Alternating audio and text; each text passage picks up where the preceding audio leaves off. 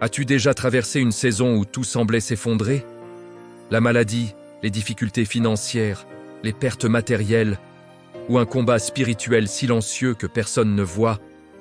Tu pries, mais les réponses tardent. Tu avances, mais le fardeau est lourd. Aujourd'hui, la parole de Dieu nous rappelle une vérité puissante. Nous savons que toute chose concourt au bien de ceux qui aiment Dieu. Romains 8, 28. Ce que Dieu permet, il l'utilise. 1. Dieu utilise l'épreuve pour préparer ton avenir. Regardons Joseph.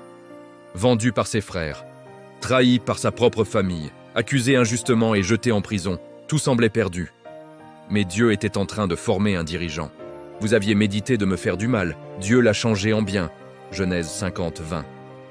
Ce que tu vis aujourd'hui n'est peut-être pas une punition, mais une préparation. 2.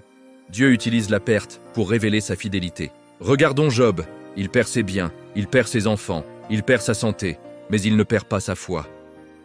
Je sais que mon Rédempteur est vivant. Job 19, 25. À la fin, Dieu restaure Job, mais surtout, Job découvre Dieu d'une manière plus profonde. Parfois, Dieu enlève ce qui nous soutenait, pour devenir lui-même notre soutien. 3.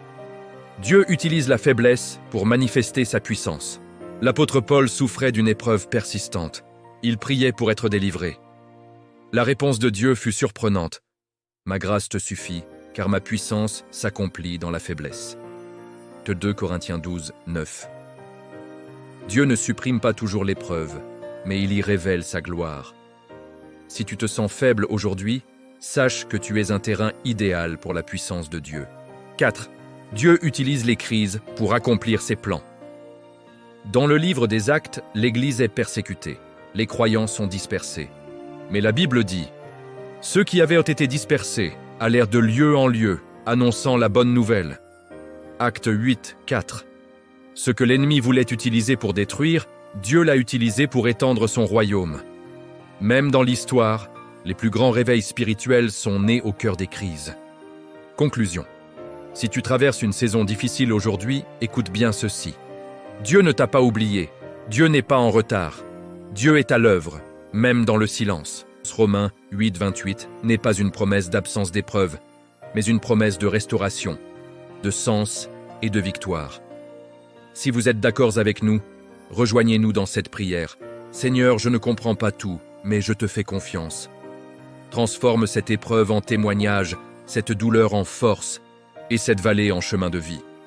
Je crois que ce que tu permets aujourd'hui, tu l'utiliseras pour ta gloire demain. Amen.